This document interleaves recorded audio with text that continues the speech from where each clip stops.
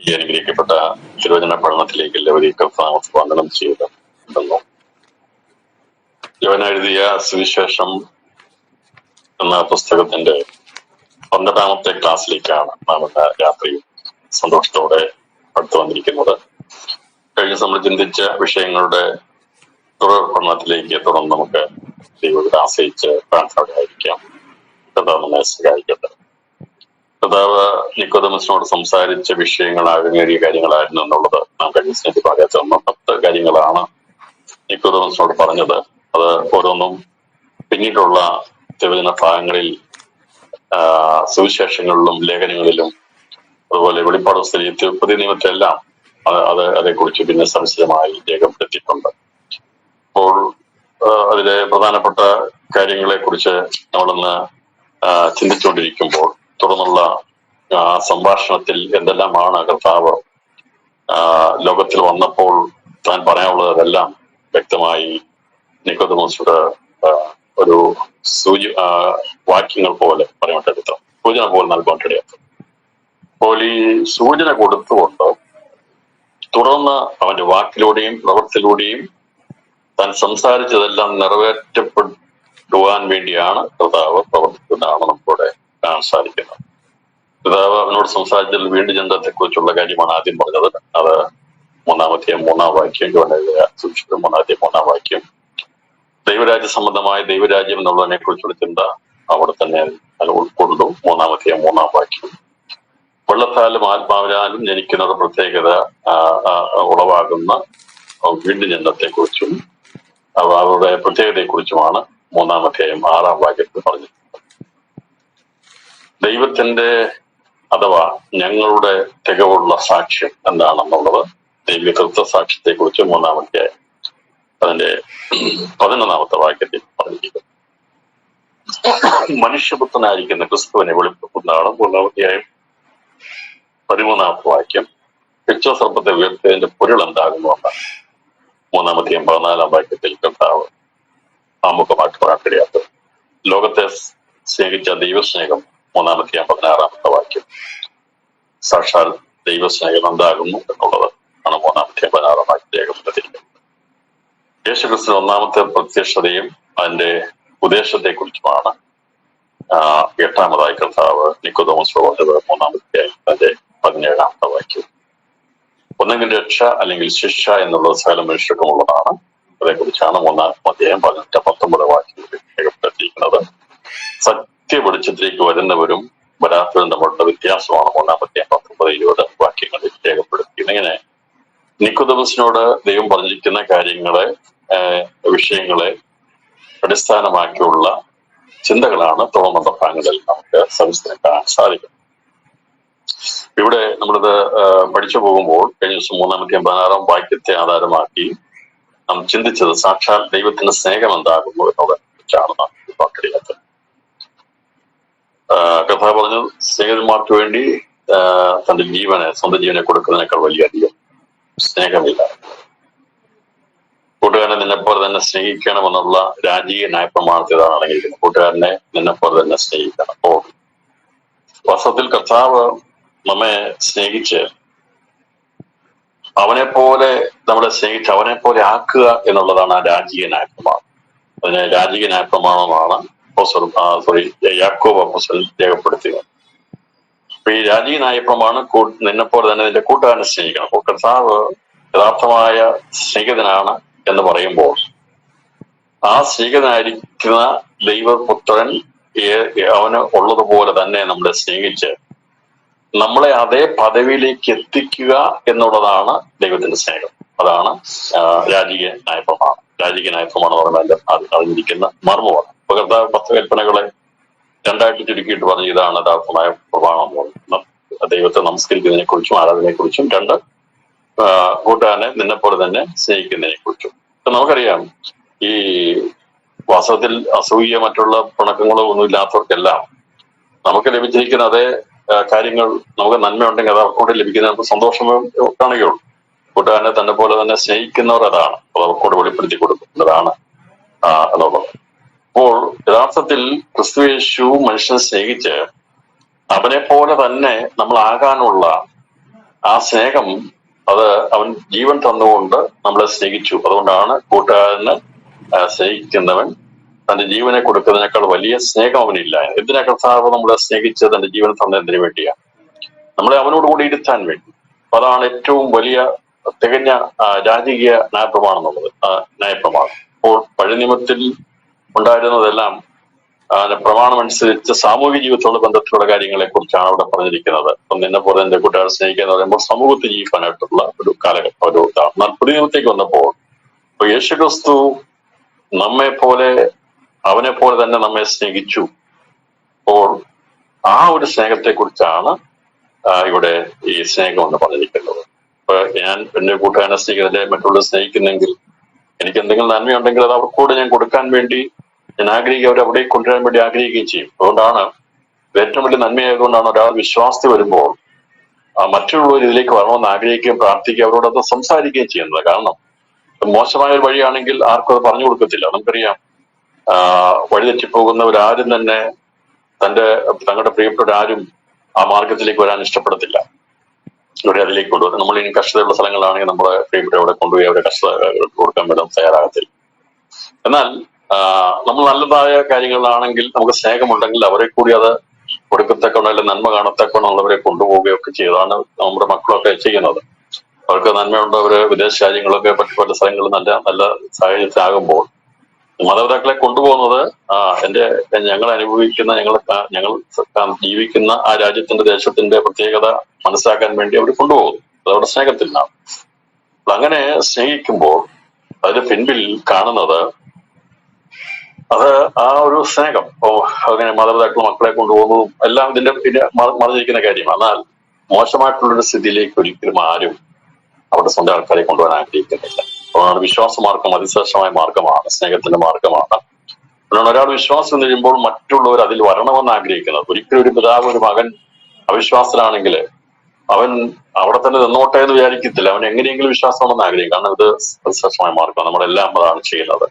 അപ്പോൾ നമ്മുടെ കർത്താവ് അവനെ പോലെ നമ്മളെ സ്നേഹിച്ചപ്പോൾ കൂട്ടുകാരനെ നിന്നെ പോലെ തന്നെ നിന്റെ കൂട്ടുകാരനെ സ്നേഹിക്കണമെന്നുള്ള രാജകീയനായ പ്രമാണം അനുസരിച്ച് ആ സാക്ഷാൽ സ്നേഹം, യേശുവിന്റെ സ്നേഹം, അത് നമ്മൾ വെളിപ്പെട്ടപ്പോൾ അവൻ കൂട്ടുകാരൻ അവനെ പോലെ തന്നെ നമ്മളെ സ്നേഹിച്ചു. അപ്പോൾ അവൻ പിതാവാൻ ദൈവത്തിന്റെ സ്നേഹം ക്രിസ്തുവിനുള്ളതുപോലെ ക്രിസ്തുവിന്റെ സ്നേഹം നമ്മളിലേക്ക് വന്നപ്പോൾ ആ പിതാവിന്റെ സ്നേഹം നമ്മളിലേക്ക് എത്തത്തക്കവണ്ണം ഉള്ള പ്രവൃത്തിയാണ് ദൈവത്തിനായിരിക്കുന്ന ക്രിസ്തു ചെയ്യുന്നത്. ഇതേക്കുറിച്ച് പ്രസംഗിച്ചാൽ ഒരുപാട് സമയം വേണ്ടി വരും. ദൈവസ്നേഹത്തെ കുറിച്ച് പ്രസംഗിച്ചാൽ തീർന്നു. പക്ഷെ ഞാൻ ഇതിനകത്ത് മർമ്മം മനസ്സിലാക്കിയെടുക്കാൻ വേണ്ടി എന്താണ് കൂട്ടുകാരൻ നിന്നെപ്പോലെ തന്നെ സ്നേഹിക്കണമെന്ന് പറഞ്ഞിരിക്കുന്ന രാജകീയ ന്യായപ്രമാണത്തിന്റെ മുമ്പിൽ പറഞ്ഞിരിക്കുന്ന പ്രമാണം എന്താണ്, അല്ലെങ്കിൽ അതിന്റെ തുക എന്താണെന്ന് വെളിപ്പെടുത്താൻ വേണ്ടി പറഞ്ഞതേ ഉള്ളൂ. ഞാൻ പറഞ്ഞത് നമ്മൾ കൂട്ടുകാരെ സ്നേഹിക്കുമ്പോൾ, അയൽക്കാരെ സ്നേഹിക്കുമ്പോൾ, മറ്റുള്ളവരെ സ്നേഹിക്കുമ്പോൾ നമ്മൾ അനുഭവിക്കുന്ന നന്മ അവർക്കൂടെ അനുഭവിക്കട്ടെ. നമ്മൾ ഒരിക്കലും അവർക്ക് ഞാൻ ഒരിക്കലും തിന്മ ആഗ്രഹിക്കുന്നില്ല.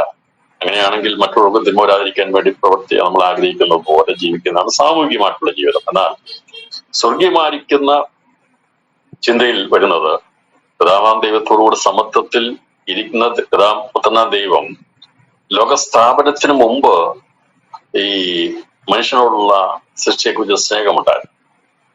ആ സ്നേഹം ആദത്തെ സൃഷ്ടിക്കുമ്പോൾ ദൈവം ആദത്തെ ദർശിച്ചത് ഈ പുത്രനാം ദൈവത്തെ പോലെ സദൃശന്മാരായിരിക്കുന്ന കോടിക്കണക്കിന് ആൾക്കാരെയാണ് ആദത്തിൽ ദൈവം ദർശിച്ചത്. അപ്പോൾ അവനെ കൊണ്ട് സദൃശരാകുന്ന തേജസ്സിന്റെ പുത്രന്മാരെയാണ് ആദത്തെ മണ്ണുകൊണ്ട് മെനഞ്ഞ് ദൈവം മൂക്കിലേക്ക് ജീവശ്വാസം ഊതുമ്പോൾ ദൈവം ലോകസ്ഥാപനത്തിന് മുമ്പ് കണ്ടിരുന്ന ആ സ്നേഹത്തിന്റെ പ്രാരംഭ നടപടിയായിരുന്നു മണ്ണുകൊണ്ട് മനുഷ്യൻ സൃഷ്ടിച്ച് അവന്റെ മൂക്കിൽ ജീവശ്വാസം ഊതി ദൈവം അവനെ സ്വരൂപസാദൃശ്യമുള്ളവൻ, ദൈവത്തോട് സ്വരൂപസാദൃശ്യമുള്ളതാക്കി അവനെ നിർത്തിയപ്പോൾ ദൈവം അവനിൽ കണ്ടത് നമ്മളെ ഓരോരുത്തരെയും. അത് ക്രിസ്തുവിലൂടെ അവന്റെ പ്രവൃത്തി മുഖാന്തരമായി, ആ യേശുവിന്റെ സ്നേഹ മുഖാന്തരമായി, പിതാവാം ദൈവത്തിന്റെ സ്നേഹം മുഖാന്തരമായി, പുത്രനാം ദൈവത്തിന്റെ സ്നേഹം മുഖാന്തരമായി, പരിശുദ്ധാത്മാവിന്റെ സ്നേഹം മുഖാന്തരമായി രൂപപ്പെട്ടു വരുന്ന തേജസ്സിന്റെ പുത്രന്മാരെയും അതുപോലെ തന്നെ എല്ലാവരെയും ദൈവരാജ്യത്തെ ഒക്കെ കണ്ടുകൊണ്ടാണ്, ദൈവങ്ങളെല്ലാം കണ്ടുകൊണ്ടാണ് ദൈവം മനുഷ്യനെ സൃഷ്ടിച്ചത്. ദൈവസ്നേഹത്തിന്റെ ഏറ്റവും പരമപ്രധാനമായിരിക്കുന്ന നിലവാരത്തിലേക്ക് എത്തുവാൻ ഭാഗ്യം ലഭിച്ചിരിക്കുന്ന സ്വർഗീയ വിളിക്കൗകരിക്കാരായി ദൈവപുത്രനോട് സദൃശരായി തീരാൻ വേണ്ടി അവനെ ആഴമായി തികഞ്ഞ് സ്നേഹിക്കുന്നവരാണ് ആ തികവിലേക്ക് എത്തുന്നത്. അതാണ് ഇവിടെ പറഞ്ഞിരിക്കുന്നത്. ദൈവത്തിന്റെ സ്നേഹം എന്താകുന്നു എന്നുള്ളതിന്റെ മർമ്മം നമുക്ക് മനസ്സിലാക്കും. ഇന്ന് രാത്രിയിലും ഞാൻ അതേക്കുറിച്ച് സംസാരിക്കുമ്പോൾ അത് സംസാരിച്ച് നിർത്താൻ കഴിയുന്നതാണ് പറഞ്ഞു തീരാത്ത ദാനം എന്ന് പറയുന്നത്. ഈ ദൈവസ്നേഹത്തിന്റെ ആഴത്തെക്കുറിച്ചോ ദൈവം തന്നിരിക്കുന്ന നന്മയെക്കുറിച്ചോ പിതാവാം ദൈവം തന്റെ പുത്രനെ നമുക്ക് നൽകിയതിനെ കുറിച്ചോ ഒന്നും പ്രസംഗിച്ച് അത് വർണ്ണിച്ച് തീർക്കാൻ കഴിയത്തില്ല. അത് നമ്മുടെ ചിന്തകൾക്കും പറച്ചിലുകൾക്കും പഠിപ്പുകൾക്കും എല്ലാറ്റിനും എത്രയോ അതീതമായിട്ടുള്ള കാര്യമാണ്. അതുകൊണ്ട് നമുക്കത് പറഞ്ഞു തീർക്കാൻ കഴിയത്തില്ല, പഠിപ്പിച്ചു തീർക്കാൻ കഴിയത്തില്ല, പ്രസംഗിച്ചു തീർക്കാൻ കഴിയത്തില്ല. ദൈവത്തിന്റെ സ്നേഹം, ദൈവത്തിന്റെ പ്രവൃത്തി ആർക്കും പ്രസംഗിച്ചോ പഠിപ്പിച്ചോ തീർക്കാൻ കഴിയത്തില്ല. എന്നാൽ നാം അത് അനുഭവിച്ച് ഈ ദിവസങ്ങളിൽ ആ സ്നേഹത്തിൽ വസിക്കുന്നുള്ള സന്തോഷം നമ്മളിൽ വർദ്ധിച്ചു വരുന്നതിനായി രാത്രി നമുക്ക് സ്തോത്രം. അപ്പോൾ അതാണ് പുത്രനെ അയച്ച മുഖാന്തരമുള്ള ദൈവത്തിന്റെ സ്നേഹം വെളിപ്പെടുത്തിയതിനെ കുറിച്ച് പറയുന്നത്. അപ്പോൾ ദൈവസ്നേഹം നമ്മളെ കൂട്ടുകാരനെ തന്നെ പോലെ തന്നെ സ്നേഹിച്ചു. ഈശോ കർത്താവ് നമ്മളെ തന്നെ പോലെ തന്നെ സ്നേഹിച്ച് അവനെ പോലെ നമ്മളെ ആക്കിയെടുക്കാൻ വേണ്ടി അവൻ ഇരിക്കുന്നിടത്ത് നമ്മൾ ഇരിക്കണം. അപ്പോൾ പിതാവാൻ ദൈവത്തിന്റെ പുത്രനാകുന്ന അല്ലെങ്കിൽ ദൈവം നമ്മളെ സ്നേഹിച്ച സ്നേഹത്തിന്റെ ഏറ്റവും മർമ്മപ്രധാനമായ വിഷയം, നമ്മളെ സ്നേഹിച്ചിട്ട് നാം അവൻ ഇരിക്കുന്നിടത്ത് അവനെ പോലെ സദൃശരായിട്ട് അവനോടുകൂടെ കൂട്ടവകാശികളും പങ്കാളിത്തമുള്ളവരായി തീരുക എന്നുള്ളതാണ് ദൈവസ്നേഹത്തിന്റെ മർമ്മം. അത് മനസ്സിലാക്കി എടുക്കുന്നവർക്ക് മാത്രമേ ലോകത്തെ ചവറന്നെണ്ണുവാൻ കഴിയത്തുള്ളൂ. ഈ ലോകത്തെ ചവറന്നെണ്ണി മുൻപോട്ട് പോകണമെങ്കിൽ ദൈവസ്നേഹത്തിന്റെ മർമ്മം മനസ്സിലാക്കണം. നമുക്ക് ലഭിക്കാനുള്ള തേജസ്സിന്റെ കനമോർക്കണം. നമുക്കത് വെച്ചിരിക്കുന്ന ആ മർമ്മമേറിയിരിക്കുന്ന ദൈവ തേജസ്സിന്റെ മഹത്വത്തെക്കുറിച്ചും നമുക്ക് ലഭിക്കാൻ പോകുന്ന പദവിയെക്കുറിച്ചും സ്ഥാനത്തെക്കുറിച്ചും ഒരു കണ്ണ് കണ്ടിട്ടില്ല, ഒരു ചെവി കേട്ടിട്ടില്ല, ഒരു മനുഷ്യന്റെ ഹൃദയത്തിൽ തോന്നിയിട്ടുമില്ല. അതിന്റെ അർത്ഥം ഈ പഠിക്കുന്ന എനിക്കോ നിങ്ങൾക്കോ നമുക്ക് ഈ പഠിക്കുന്നവർക്ക് ആർക്കും തന്നെ അതിന്റെ ആഴം മനസ്സിലാക്കാൻ സാധ്യത. അത് മനസ്സിലാകണമെങ്കിൽ നാം ദൈവത്തോട് സദൃശരായി തീർന്ന ആ ഒരു പുതിയൊരു ഹൃദയം പ്രാപിച്ച് ക്രിസ്തുവിന്റെ അതേ മനസ്സിലേക്ക് നാം എത്തുമ്പോഴേ നമുക്കതേക്കുറിച്ച് ഗ്രഹിച്ചെടുക്കാൻ കഴിയത്തുള്ളൂ. ഇന്നതെല്ലാം നാം കാണാതെ വിശ്വസിക്കുന്നു. നമുക്കത് അറിയാം, അങ്ങനെയായി തീരുമെന്ന് നിശ്ചയമായിട്ടും സാധുക്കളുടെ പ്രത്യാശയ്ക്ക് ഭംഗം വരികയില്ല. നാം സാധുക്കളായിട്ട് പ്രത്യാശിക്കുന്നു. അവൻ വരുമ്പോൾ അവനോട് സദൃശന്മാരായി നാം ഉയർക്കപ്പെടുമെന്ന് നാം ആഗ്രഹിക്കുമ്പോൾ നമ്മളെക്കാൾ കഴിവും പഠിത്തവും പാണ്ഡിത്യവും വലിയ സൽപ്രവർത്തികളും നന്മ പ്രവർത്തികളും ഒക്കെ ചെയ്യുന്നത് ഉപയോഗിക്കുന്ന അനേകരുണ്ടെങ്കിലും സാധുക്കളായിരിക്കുന്ന അതേ നമുക്ക് പറയാൻ സാധിക്കും, ഞങ്ങൾ സാധുക്കളാണ്, ഞങ്ങൾക്ക് പ്രത്യാശയുണ്ട്. എന്നാൽ സാധുക്കളുടെ പ്രത്യാശയ്ക്ക് ഭംഗം വരുത്തൽ നമുക്കൊന്നും ക്ലെയിം ചെയ്യുവാനില്ല. നാം ഒന്നും തന്നെ മറ്റുള്ള മുമ്പിൽ നമുക്ക് അങ്ങനെയാണെന്ന് കാണിച്ചു കൊടുക്കുവാനില്ല. നമുക്ക് അമ്പരചുംബികളായിട്ട് ബിൽഡിങ്ങുകളോ അല്ലെങ്കിൽ വലിയ കാര്യങ്ങളോ ഒന്നും കാണിച്ചാരെയും വിശ്വാസത്തിലേക്ക് കൊണ്ടുവരാനുമില്ല. എന്നാൽ നമുക്ക് പ്രദർശിപ്പിക്കാനുള്ളത് ദൈവത്തിന്റെ സ്നേഹമാണ്. ദൈവത്തിന്റെ സ്നേഹം നമ്മളുള്ളത് കൊണ്ട് നമുക്കറിയാം, നിശ്ചയമായിട്ടും ഈ ഭൂമിയിൽ സാധുക്കളായിരിക്കുന്ന നമ്മുടെ പ്രത്യാശയ്ക്ക് ഭംഗം വരാതെ നാം ആഗ്രഹിക്കുന്നത് പോലെ നാം അവനോട് നമ്മെ സദൃശന്മാരാക്കി തീർക്കും. അതുകൊണ്ട് നമ്മിൽ നല്ല പ്രവൃത്തിയെ തുടങ്ങിയവൻ, ആരംഭമിട്ടവൻ ക്രിസ്തുവിന്റെ നാളോളം അതിനെ തികയ്ക്കും എന്നുള്ളതാണ് സാധുക്കളായ നമ്മുടെ പ്രത്യാശ. അതിന് ദൈവം മാറ്റം വരും. അതിനോടൊപ്പം തന്നെ ഭൗതിക വിഷയങ്ങളൊക്കെ ഇതുണ്ടെങ്കിൽ ആത്മീയ വിഷയത്തിന്റെ അർത്ഥതലത്തിലാണ് ഞാൻ സംസാരിക്കുന്നത്. അതുപോലെ നമ്മള് പ്രാർത്ഥിക്കുമ്പോൾ നമ്മുടെ സാധുക്കളുടെ പ്രത്യാശയ്ക്ക് ഭംഗം വരുത്തിയില്ലെന്ന് പറയുമ്പോൾ ഭൗതിക വിഷയത്തോട് ബന്ധത ചിന്തിക്കുന്നെങ്കിലും ഞാൻ ആത്മതലത്തിൽ സുവിശേഷം നിലയിൽ എനിക്ക് ആത്മീയ കാഴ്ചപ്പാടിൽ പറയാനുള്ളത്, സാധുക്കളായിരിക്കും നമുക്ക് ഈ ലോകത്തിൽ പണം കൊടുത്തൊന്നും നേടാൻ കഴിയത്തില്ല. ഇവിടെ പൈസയും സാമ്പത്തികമുള്ളവർക്കൊക്കെ ചൊവ്വയിലോ മറ്റുള്ള ഗ്രഹങ്ങളിലോ ഒക്കെ വേണമെങ്കിൽ സ്പേസ് ടൂറിസ്റ്റുകളായിട്ട് പോകാൻ സാധിക്കും, മറ്റുള്ള സ്ഥലങ്ങളിലേക്ക് പോകാൻ സാധിക്കും. അതിനുള്ള മാർഗങ്ങളൊക്കെ ലോകം തയ്യാറാക്കിക്കൊണ്ടിരിക്കുകയാണ്. മനുഷ്യനെ വീണ്ടും ജനിക്കും അല്ലെങ്കിൽ വീണ്ടും അവനെ ജീവൻ പ്രാപിക്കും എന്നുള്ള രീതിയിൽ മനുഷ്യ ശരീരങ്ങളെയൊക്കെ ഫ്രീസ് ചെയ്ത് വെച്ച് അവര് കാത്തിരിക്കുകയാണ്. ഒരിക്കൽ ശാസ്ത്രത്തിന് ഇനിയും കണ്ടുപിടുത്തങ്ങളുണ്ടായി മനുഷ്യനെ ജീവിതത്തിലേക്ക് മടക്കി വരുത്താൻ കഴിയുമെങ്കിൽ അവരുടെ ഡെഡ് ബോഡി മണ്ണോട് കയറരുത്. അതിനുവേണ്ടി കോടിക്കണക്കിന് രൂപ ഇപ്പോൾ തന്നെ കൊടുത്തുകൊണ്ട് ആൾക്കാരൊക്കെ കാര്യങ്ങളൊക്കെ ചെയ്യുന്നത്. ഞാൻ പറഞ്ഞല്ലോ, അങ്ങനെ ലോകത്തെ ധനവാന്മാരും ജ്ഞാനികളുമായിട്ടുള്ളവരൊക്കെ അവരുടേതായിട്ടുള്ള ബുദ്ധി ഉപയോഗിച്ച് മറ്റുള്ള ഗ്രഹങ്ങളൊക്കെ കോളനികൾ ഉണ്ടാക്കി താമസിക്കാൻ വേണ്ടി ആഗ്രഹിക്കുമ്പോൾ സാധുക്കളായ നമുക്ക് പറയാൻ സാധിക്കും നമുക്ക് ഇതിനോട് കഴിവില്ല. അതാണ് സാധുക്കൾ എന്ന് പറയുന്നത്. ഈ ലോകത്തിലെ സാധുക്കൾ എന്ന് പറയുമ്പോൾ നമ്മളെപ്പോ ഉള്ളവരാണെന്ന് പറഞ്ഞാൽ വിശ്വാസത്തിലുള്ളവർ മറ്റുള്ള മുമ്പിൽ സാധുക്കളാണ്. നമുക്ക് വിശ്വാസം ദരിദ്രരായവർ, അതുപോലെ ലോകത്തിൽ ദരിദ്രരായവർ വിശ്വാസ സമ്പന്നർ എന്നാണ് പറയുന്നത്. നമുക്ക് ദാരിദ്ര്യം നമ്മൾ അനുഭവിക്കുന്നു. അത് ആത്മാവിൽ ദാരിദ്ര്യമുള്ളവരാണ് സമ്പന്നന്മാർ, ഭാഗ്യവാന്മാർ. കർത്താവ് ആത്മാവിൽ ദാരിദ്ര്യമുള്ളവർ ഭാഗ്യവാന്മാർ. അപ്പോൾ അങ്ങനെ നമ്മൾ ദാരിദ്ര്യമുള്ളവരാണ്. നമുക്കൊന്നും പ്രശംസിപ്പാനില്ല, ഒന്നും കൊടുത്തു വാങ്ങിക്കാനില്ല. അത് രക്ഷ പൈസ കൊടുത്ത് വാങ്ങിക്കാൻ കഴിയത്തില്ല പ്രിയപ്പെട്ടവര്. അങ്ങനെ എങ്ങാനും ആയിരുന്നെങ്കിൽ സാധുക്കളായ നമുക്ക് അതിന് സാധിക്കത്തില്ല. ദൈവരാജ്യത്തിലെ മക്കളായി തീരുവാൻ, ദൈവമക്കളായി തീരുവാൻ വലിയൊരു തുകയാണ് ദൈവം നിശ്ചയിച്ചു വെച്ചിരുന്നെങ്കിൽ, അത് കൊടുക്കണമെന്ന് പറഞ്ഞിരുന്നെങ്കിൽ, പൊന്നോ വെള്ളിയോ ഒക്കെ കൊടുക്കണമെന്നുള്ള ഒരു വെച്ചിരുന്നെങ്കിൽ അത് സാധുക്കളായിട്ട് സാധിക്കത്തില്ലായിരുന്നു. അതുകൊണ്ട് വിലയേറിയതിനെ വില കൊടുത്ത് വാങ്ങിക്കാൻ കഴിയത്തില്ല. മനുഷ്യന്റെ കഴിവ് കൊണ്ടോ നേട്ടം കൊണ്ടോ മികവ് കൊണ്ടോ ഒന്നും നേടാൻ കഴിയാത്തതിനെയാണ് ക്രിസ്തുയേശുവിന്റെ സ്നേഹത്താൽ നമുക്ക് തന്നിരിക്കുന്നത്. അതാണ് സാക്ഷാൽ സ്നേഹം.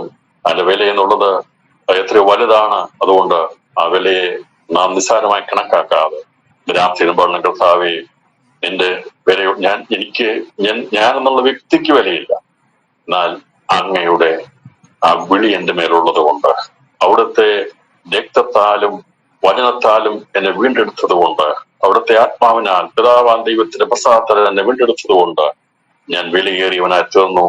അങ്ങില്ലെങ്കിൽ ഞാൻ ഒന്നുമില്ല, വെറും പൊടിയ. എന്നാൽ യേശുവെ, നീ ഉണ്ടെങ്കിൽ, നീ എന്നോട് കൂടെ ഉണ്ടെങ്കിൽ, നീ എന്റെ ജീവിതത്തിന്റെ ഭാഗമായി തീർന്നിട്ടുണ്ടെങ്കിൽ നമ്മളാണ് ജയാളികൾ. നമ്മെ തോൽപ്പിക്കുവാൻ ഈ ലോകത്തിന് കഴിയത്തില്ല, സാത്താന് കഴിയത്തില്ല, ജഡത്തിന് കഴിയത്തില്ല. അവരാണ് ജയാളികൾ. അതുകൊണ്ട് ക്രിസ്തുവിനെ കൂടിയുള്ള ജീവിതമാണ് യഥാർത്ഥമായ ജയത്തിന്റെ ജീവിതം. അവർ സന്തോഷമുള്ളവരാണ്. അവരുടെ ജീവിതത്തിന്റെ നിരാശകളും ദുഃഖങ്ങളും പ്രയാസങ്ങളൊക്കെ കടന്നു വരുമ്പോഴും അതൊന്നും സാരമാക്കേണ്ട ആവശ്യമില്ല. അതിന് ഒരു സമയമുണ്ട്, പരിധിയുണ്ട്. അതിവിടം കൊണ്ട് തീരും. ഈ 70 അല്ലെങ്കിൽ 80 അല്ലെങ്കിൽ 100 നമ്മുടെ ജീവിതത്തിന്റെ പരിധി അത്രയേ ഉള്ളൂ. അവിടെ കൊണ്ട് തീരാനുള്ള ഓരോ സെക്കൻഡ് പോകുമ്പോഴും സന്തോഷിക്കുക. നമ്മള് ആ ശുഭഭാവിയിലേക്ക് എത്തുന്നതിനായ ദൈവത്തിന് സ്തോത്രം ചെയ്യണം. ഒന്നെങ്കിൽ നാം ലോകത്ത് നിന്ന് മാറ്റപ്പെടും, അല്ലെങ്കിൽ നമ്മുടെ കർത്താവ് നമ്മെ ചേർക്കും. അതുകൊണ്ട് നമുക്ക് പ്രത്യാശ ഉണ്ടത് ഇവിടുന്ന് മാറിയാൽ ആ ക്രിസ്തുവിനോട് കൂടിയാണല്ലോ എന്നുള്ളതായ ആ അത്യുത്തമമായ വിശ്വാസമായിരുന്നു പൗലോസിന് ഉണ്ടായിരുന്നത്. അതുകൊണ്ട് അല്ലെങ്കിൽ പറഞ്ഞ ക്രിസ്ത്യൻ ഈ ലോകം വിട്ടുപിരിഞ്ഞ് ക്രിസ്തുവിനോട് ചേരുന്നതിന് അത്യുത്തമമാണ് പറഞ്ഞത്. അപ്പോൾ അങ്ങനെ പ്രത്യാശയുള്ളവരാണ് ദൈവമക്കൾ എന്നുള്ളതിന്റെ കാരണം അവർ ആ സ്നേഹത്തിന്റെ ആഴം മനസ്സിലാക്കിയത്. ഞാൻ പറഞ്ഞതിനോട് ഞാൻ പറയാം, ക്രിസ്തുവില്ലെങ്കിൽ നമ്മളൊന്നുമില്ല. ഈ ലോകത്തിൽ എന്തെല്ലാം ഉണ്ടെങ്കിലും, എത്ര ഡിഗ്രികൾ ഉണ്ടെങ്കിലും, എത്ര സമ്പാദ്യമുണ്ടെങ്കിലും, എന്തെല്ലാം ഉണ്ടെങ്കിലും, ആത്മാവിന്റെ ദൈവമാകുന്ന ആ ക്രിസ്തുവിനെ ഇല്ലെങ്കിൽ, യേശു ക്രിസ്തുവാകുന്ന സാക്ഷാൽ രക്ഷകൻ നമ്മെ രക്ഷിച്ചിട്ടില്ലെങ്കിൽ നാം ഒന്നുമല്ല, വെറും ശൂന്യമാണ്. അത് നിത്യമായിരിക്കുന്ന നഷ്ടമാണ്. എന്നാൽ യേശു ക്രിസ്തു ഉണ്ടെങ്കിൽ നാം ലാഭത്തിലാണ്, നമുക്ക് നഷ്ടമില്ല. നമ്മുടെ ജീവിതം നഷ്ടമല്ല, ലാഭത്തിലാണ്. രാത്രിയിൽ പറയാൻ സാധിക്കണം, ഞാൻ കർത്താവിൽ എന്റെ ജീവിതം ലാഭമാണ്, നഷ്ടമല്ല. ഒരുപക്ഷെ ഒരുപാട് കാര്യങ്ങൾ നഷ്ടപ്പെടുത്തി, നഷ്ടമായല്ലോ, അങ്ങനെയുള്ള പല ചിന്തകൾ ഉള്ളവർ കാണും. പലതിനെ കുറിച്ച് നഷ്ടമായി പോയി വിചാരിക്കുന്നവർ കാണും. അത് പഠിച്ചിട്ട് ജോലി കിട്ടിയിട്ടില്ലെങ്കിൽ, വിവാഹ ജീവിതം ശരിയായിട്ടില്ലെങ്കിൽ, കടഭാരങ്ങൾ മാറിയിട്ടില്ലെങ്കിൽ, നമ്മൾ ഉദ്ദേശിച്ച നടന്നിട്ടുള്ളതൊക്കെ അതെല്ലാം നഷ്ടമാണെന്ന് നാം ചിന്തിക്കുമ്പോൾ രാത്രി പറയണം, അതെല്ലാം അങ്ങനെയൊക്കെ ജീവിക്കുന്ന ക്രിസ്തു മരിക്കുന്ന ലാഭമെന്ന് പറയാൻ കാരണം അത് അവസാനത്തിലേക്ക് വരുമ്പോൾ നേട്ടം മാത്രമേ ഉള്ളൂ, കോട്ടമില്ല എന്നാണ് പൗലോസ് അപ്പോസ്തലൻ പറയാൻ. സന്ദേശം എന്നെ കേൾക്കുന്ന പ്രിയപ്പെട്ട നാം നഷ്ടത്തിലുള്ളവരല്ല, ലാഭത്തിലുള്ളവരാ.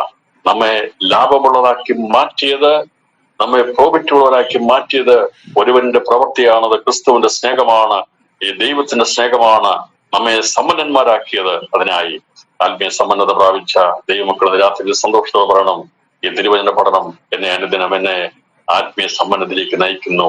എന്നാൽ ലോകത്തിൽ ഞങ്ങൾ സാധുക്കളാണ്, ദരിദ്രരാണ്, ഒന്നുമില്ലാത്തവരാണ്, കഴിവില്ലാത്തവരാണ്. എന്നാൽ ദൈവത്തിന്റെ ആത്മാവിനാൽ സകലവും സാധിപ്പിക്കുന്ന ദൈവാത്മാവിനാൽ നമ്മൾ സമ്പന്നരാകുന്നു എന്നുള്ളതും രാത്രിയിൽ നമുക്ക് ഗ്രഹിച്ചെടുക്കാനായിട്ട് സാധിക്കുന്നു. ഞാൻ വേഗത്തിൽ 3-ാം അധ്യായം 17 മുതലുള്ള വാക്യങ്ങൾ വായിച്ച് ചിന്തിക്കും. തുടർന്നുള്ള ഭാഗങ്ങളൊക്കെ ഇത് രേഖപ്പെടുത്തിയിരിക്കുന്നുണ്ട്. നമ്മൾ അതിന് കണ്ടീഷൻ ആയിട്ട് പോകുമ്പോൾ അത് നമുക്ക് മനസ്സിലാകാനും സാധിച്ചെടുക്കാനായിട്ട് സാധിക്കുന്നുണ്ട്. ഇവിടെ 17-ാമത്തെ വാക്യത്തിൽ പറഞ്ഞിരിക്കുന്നത് പ്രകാരമാണ്. 17-ാം വാക്യത്തിൽ പറഞ്ഞിരിക്കുന്നത് തന്റെ 17 എന്ന് പറയുമ്പോൾ ദൈവം അവനെ നൽകുവാൻ തക്കൊണ്ട് ലോകത്തെ സ്നേഹിച്ചു. ദൈവം തന്റെ പുത്രനെ ലോകത്തിൽ അയച്ചത് ലോകത്തെ വിധിപ്പാനല്ല, ലോകം അവനാൽ രക്ഷിക്കപ്പെടുവാനത്. യേശുക്രിസ്തു ഒന്നാമത്തെ പ്രത്യക്ഷതയുള്ള ബന്ധത്തിലുള്ള കാര്യമാണ് ഇവിടെ പറഞ്ഞിരിക്കുന്നത്. കർത്താവ് ഒന്നാമത് വന്നത്, കർത്താവ് പറഞ്ഞു, ഞാൻ ലോകത്തെ വിധിപ്പാൻ വേണ്ടിയല്ല വന്നത്, ഞാൻ വന്നത് ലോകത്തെ രക്ഷിപ്പാൻ വേണ്ടിയാണ്. ലോകത്തെ രക്ഷിപ്പാൻ വേണ്ടി. നമുക്ക് അറിയാം, നോഹയുടെ കാലത്ത് ജലപ്രളയം ഉണ്ടായപ്പോൾ ദൈവം ലോകത്തെ ശിക്ഷിച്ചു, ന്യായം വിധിച്ചു. പക്ഷെ ആ ന്യായം വിധിക്കുന്നതിന് മുമ്പും ക്രിസ്തുവിന്റെ ആത്മാവ് അന്ന് തടവിലാക്കപ്പെട്ട, അത് പറഞ്ഞാൽ സാത്താനീയ വഷളത്വത്താൽ മണത്താൽ തടവിലാക്കപ്പെട്ടവരോട് സുവിശേഷം അറിയിച്ചിരുന്നു. അതിനുശേഷമാണ് ആത്മാവിൽ സുവിശേഷം അറിയിച്ചത്. അതിനുശേഷമാണ് അന്നത്തെ ലോകത്തെ ദൈവം നശിപ്പിച്ചത്. ദൈവം എപ്പോഴും രക്ഷയ്ക്കുള്ള വഴി തുറന്നതിന് ശേഷമേ ശിക്ഷിക്കത്തുള്ളൂ. അതേ പ്രവൃത്തിയ ദൈവം രക്ഷയ്ക്കുള്ള വഴി തുറന്നിട്ട് അതിനെ കാര്യമാക്കാതെ പോകുന്നവരാണ് ശിക്ഷയിലേക്ക് പോകുന്നത്. എവിടെയും യേശുക്രിസ്തു ഒന്നാമത്തെ പ്രത്യക്ഷ ജഡത്തിൽ പ്രത്യക്ഷപ്പെട്ടത് കഥാ പറഞ്ഞത് ആത്മാവിൽ വന്ന് സംസാരിച്ചു നോയോട്. അതേക്കുറിച്ച് പത്രോസ് പറഞ്ഞത് ജഡത്തിൽ മനുഷ്യവേഷത്തിൽ യേശുക്രിസ്തു വന്നത് പറയുകയാണ്, ലോകത്തെ വിധിപ്പാനല്ല, ലോകം അവനാൽ രക്ഷിക്കപ്പെടുവാൻ അത്രേ. ഇപ്പോൾ സർവ്വലോകവും ദുഷ്ടന്റെ അധീനതയിൽ കിടക്കുന്ന ഈ ലോകത്തിൽ നിന്ന് അന്നത്തെ ആ സാഹചര്യത്തിൽ ദൈവമായ കർത്താവ് തന്റെ പുത്രനെ ഭൂമിയിലേക്ക് അയച്ചത് അവരെ നീക്കിക്കളയാൻ വേണ്ടിയല്ല, അവിടെ പ്രാണനെ രക്ഷിപ്പാൻ വേണ്ടിയാണ് കർത്താവ്. അതുകൊണ്ടാണ് കർത്താവ് ശിഷ്യന്മാരോട് പറഞ്ഞു, നിങ്ങൾ ഏത് ആത്മാവിന് അധീനമുള്ളവരൊന്നും അറിയുന്നില്ലയോ എന്ന് ചോദിച്ചു. പഴയ നിയമത്തിന്റെ പ്രമാണത്തിൽ അവർക്ക് കൊടുത്തിരിക്കുന്ന ആത്മാവ് അത്രമാത്രം വർഷത്തമുള്ളവരെ കൊന്നു കളഞ്ഞിട്ടുണ്ട്. അത് അന്യജാതിക്കാരെ മാത്രമല്ല. നമ്മൾ വിചാരിക്കും ദൈവം ക്രൂരനായിട്ട് മറ്റുള്ള ജാതികളെ മാത്രം അനുഗ്രഹിച്ച്, അങ്ങനെയല്ല. അനുഗ്രഹിച്ചു കളഞ്ഞ അങ്ങനെയല്ല. ആര് തിന്മ പ്രവർത്തിച്ചാലും ദുഷ്ടത പ്രവർത്തിച്ചാലും നീക്കിയിട്ടുണ്ട്. അത് നമുക്ക് കണ്ടല്ലോ, ന്യായാധിപന്മാരുടെ പുസ്തകത്തിൽ നമുക്ക് കാണാൻ സാധിക്കുന്നത് ബെന്യാമിൻ ഗോത്രം തന്നെ ചുരുങ്ങിപ്പോയി, ചെറിയ ബെന്യാമിനാക്കി കളഞ്ഞു. അപ്പൊ അവർ അന്യജാതിക്കാരല്ല. 11 ഗോത്രക്കാർ ഇവർക്കെതിരെ യുദ്ധം ചെയ്തു. അവർ തിന്മ പ്രവർത്തിച്ചു. ഇസ്രായേലിൽ വഷളത്വം പ്രവർത്തിച്ചപ്പോൾ വഷളത്വത്തെ അവർ അംഗീകരിക്കാതെ എതിർത്ത് അവരോട് നിന്നപ്പോൾ അവർ യുദ്ധം ചെയ്ത് അവരെ കേവലം 600 പേരാക്കി മാറ്റിക്കളഞ്ഞു. അപ്പൊ ദൈവത്തിന് മുഖപക്ഷമില്ല. പഴയ നിമിത്തം നമുക്ക് ഇസ്രായേലിനെ മാത്രം സ്നേഹിക്കും ദൈവം എന്ന് ചിന്തിക്കരുത്. അങ്ങനെയല്ല. പക്ഷേ ദൈവത്തിന് വാക്തത്വമുള്ളത് കൊണ്ട് അവരെ ദൈവം ശിക്ഷിക്കുമ്പോഴും ദൈവരെ മുടിച്ചു കളയുക. അതുകൊണ്ട് അവർ യാക്കോബിന്റെ പുത്രന്മാരെ നിങ്ങൾ മുടിഞ്ഞു പോകാതിരിക്കുന്നത് ദൈവത്തിന്റെ ദയയാണ്, ദൈവത്തെ കരുതി. അപ്പൊ അവരുടെ നമ്മൾ കണ്ണുള്ളതാണ് അവർ മുടിഞ്ഞു പോകാതിരിക്കും. അല്ലെങ്കിൽ ആ ഗോത്രം തന്നെ നഷ്ടപ്പെട്ടു പോയത് അത് ദൈവം വരുത്തിയില്ല. അപ്പോൾ പഴയ നിയമത്തിൽ അങ്ങനെ ഞാൻ പറഞ്ഞല്ലോ 6 വർഷത്തെ പ്രവർത്തിച്ചാലും ദൈവരെ ശിക്ഷിച്ചിട്ടുണ്ട്. എന്നാൽ പുതിയ നിയമത്തിലേക്ക് വന്നപ്പോൾ കഥ പറയുകയാണ്, പഴയ നിയമത്തിൽ അതേ ദൈവം തന്നെയാണ് പുതിയ നിയമത്തിലുള്ളത്. അന്ന് ഉണ്ടായിരുന്ന സാഹചര്യത്തിൽ നിന്ന് വ്യത്യസ്തമായിട്ടുള്ളതെന്ന് പറഞ്ഞാൽ വചനം ജഡമായി തീർന്ന് ഭൂമിയിൽ വന്നു. ദൈവത്തിന്റെ രാജ്യം സ്ഥാപിപ്പാൻ വേണ്ടി ദൈവം നേരിട്ട് ഭൂമിയിൽ വന്ന് നേരിട്ട് തന്റെ പ്രവൃത്തി ചെയ്തു എന്നുള്ളതാണ് പുതിയ നിയമത്തിലെ പ്രത്യേകം. പുതിയ നിയമത്തിൽ അള്ളപ്പാടുകളല്ലായിരുന്നു. അതുകൊണ്ട് ഭാഗമായിട്ടും പ്രവാചകന്മാർ മുഖാന്തരം അരുളി ചെയ്തിട്ട് അന്ത്യകാലത്ത് പുത്രമുഖാൻ നമ്മോട് സംസാരിക്കുന്ന എബ്രായലേഖനത്തിൽ പറയാൻ കാരണം, അന്ന് ഭാഗമായിട്ട് പ്രവാചകന്മാരിലൂടെയൊക്കെയാണ് അല്ലെങ്കിൽ മുൾപ്പടപ്പിലൊക്കെ ദൂതന്മാരെയൊക്കെ ഇറക്കിവിട്ടാണ് ദൈവം സംസാരിച്ചുകൊണ്ടിരുന്നതെങ്കിൽ അതിന് മാറ്റം വന്നിട്ട് ഈ അന്ത്യകാലത്ത് അഥവാ പുതിയ നിയമത്തിന്റെ ആരംഭത്തെങ്കിൽ യേശു ക്രിസ്തു പ്രത്യക്ഷമായത് താൻ ലോകത്തെ വിധിപ്പാൻ വേണ്ടിയല്ല വന്നത്, രക്ഷിപ്പാൻ വേണ്ടിയാണ് വന്നത് എന്നാണ് ഇവിടെ പറഞ്ഞത്. അപ്പോൾ യേശു ഒന്നാമത്തെ പ്രത്യക്ഷതയാണ് ഇവിടെ രേഖപ്പെടുത്തിയിരിക്കുന്നത്. അപ്പൊ എന്താണ് ന്യായവിധി എന്നുള്ളത് തുറന്നു പറഞ്ഞിരിക്കുകയാണ്. പറഞ്ഞിരിക്കുന്നത് അവന് വിശ്വസിക്കുന്ന ന്യായവിധിയില്ല, വിശ്വസിക്കാത്തവന് ദൈവത്തിന്റെ ഏകജാതനായ പുത്രനിൽ നാമത്തെ വിശ്വസിക്കാകിയ ന്യായവിധി വന്നു കഴിഞ്ഞു. ന്യായവിധി എന്നതോ വെളിച്ചം ലോകത്തിൽ വന്നിട്ടും മനുഷ്യ പ്രവൃത്തി ദോഷമുള്ളതാകിയാൽ അവർ വെളിച്ചത്തെക്കാൾ ഇരുളിനെ സ്നേഹിച്ചത് തന്നെ. തിന്മ പ്രവർത്തിക്കുന്നവനെല്ലാം വെളിച്ചത്തെ പകയ്ക്കുന്നു, തന്റെ പ്രവൃത്തി ആക്ഷേപപ്പെടാതിരിക്കാൻ വെളിച്ചത്തിലേക്ക് വരുന്നതുമില്ല. സത്യം പ്രവർത്തിക്കുന്നവനോ തന്റെ പ്രവൃത്തി ദൈവത്തിൽ ചെയ്തിരിക്കാൻ അത് വെളിപ്പെടേണ്ടതിന് വെളിച്ചത്തിലേക്ക് വന്നിരിക്കും. ഇവിടെ വിശ്വാസവും പ്രവൃത്തിയും തമ്മിലുള്ള ഒരു ബന്ധം നമുക്ക് കാണാൻ സാധിക്കും. നമ്മൾ വിചാരിക്കും വിശ്വാസികൾ എന്ന് പറയുമ്പോൾ വെറുതെ അങ്ങ് വിശ്വസിക്കുന്നത് അല്ല അതിന്റെ അർത്ഥം. നമ്മൾ വിശ്വാസികൾ ബിലീവേഴ്സ് എന്ന് പറയുമ്പോൾ വിശ്വാസം എന്ന് പറഞ്ഞാൽ കണ്ണടച്ചങ്ങ് വിശ്വസിക്കുന്നവരെന്നാണ് എന്റെ അർത്ഥം. അല്ല പറഞ്ഞാൽ ഒരു പ്രവൃത്തിയില്ലാത്തവരാണോ നമ്മൾ? അങ്ങനെയല്ല. അതേക്കുറിച്ച് യോഹന്നാൻ അപ്പോസ്തലൻ ലേഖനത്തിൽ തന്റെ വിശദീകരണം കൊടുത്തിട്ടുണ്ട്. ഈ ലേഖനം എഴുതിയ, ഈ സുവിശേഷം എഴുതിയ യോഹന്നാൻ അപ്പോസ്തലൻ തന്നെ അതിന്റെ വിശദീകരണം നമുക്ക് 4-ാം അധ്യായത്തിൽ 1-ാം അധ്യായം രേഖപ്പെടുത്തി കാണാം. 1-ാം അധ്യായം യോഹന്നാൻ 1-ാം ലേഖനം 2-ാം അധ്യായത്തിൽ രേഖപ്പെടുത്തിയത് ഇങ്ങനെയാണ്. അതിന്റെ 8 വാക്യങ്ങൾ. പുതിയൊരു കൽപ്പന ഞാൻ നിങ്ങൾക്ക് എഴുതുന്നു എന്ന് പറയാം, അത് അവനിലും നിങ്ങളിലും സത്യമായിരിക്കുന്നു. ഇരുട്ട് നീങ്ങിപ്പോകുന്നു, സത്യ വെളിച്ചം ഇതാ പ്രകാശിക്കുന്നു. വെളിച്ചത്തിൽ ഇരിക്കുന്നു എന്ന് പറയുകയും സഹോദരനെ പകയ്ക്കുകയും ചെയ്യുന്നവൻ ഇന്നയോളം വീട്ടിലിരിക്കും. സഹോദരനെ സ്നേഹിക്കുന്നവൻ വെളിച്ചത്തിൽ വസിക്കുന്ന ഇടച്ചയ്ക്ക് അവനിൽ കാരണമില്ല. സഹോദരനെ പകയ്ക്കുന്നവനോ വീട്ടിലിരിക്കുന്നു, നടക്കുകയും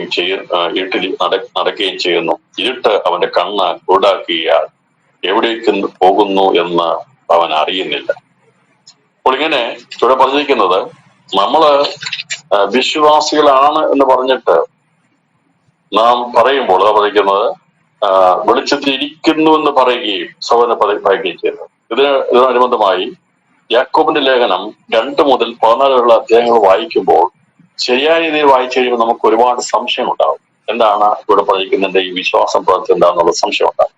2-ാം അധ്യായം അതിന്റെ 14-ാം വാക്യത്തിൽ രേഖപ്പെടുത്തിയിരിക്കുന്നത്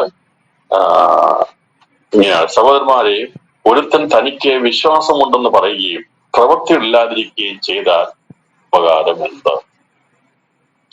വിശ്വാസവും പ്രവൃത്തിയും തമ്മിലുള്ള ബന്ധത്തെ ഇവിടെ കർത്താവ് നിക്കോദെമസിനോട് പറഞ്ഞു കൊടുത്തു. നിക്കോദെമസേ, ഈ യേശുവിൽ വിശ്വസിക്കണം എന്നുള്ളതാണ് എന്റെ പ്രമാണം.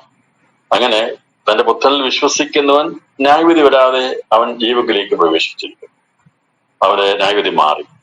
അപ്പോൾ ഇവിടെ വിശ്വാസത്താലുള്ള രക്ഷ എന്താണെന്നുള്ളത് ഇവിടെ വെളിപ്പെടുത്തിയപ്പോൾ യാക്കോബ് അപ്പോസ്തലൻ പറഞ്ഞിരിക്കുന്നത് വിശ്വാസം, പ്രവൃത്തി കൂടാതെ വിശ്വാസം നിർജ്ജീവമാണ്.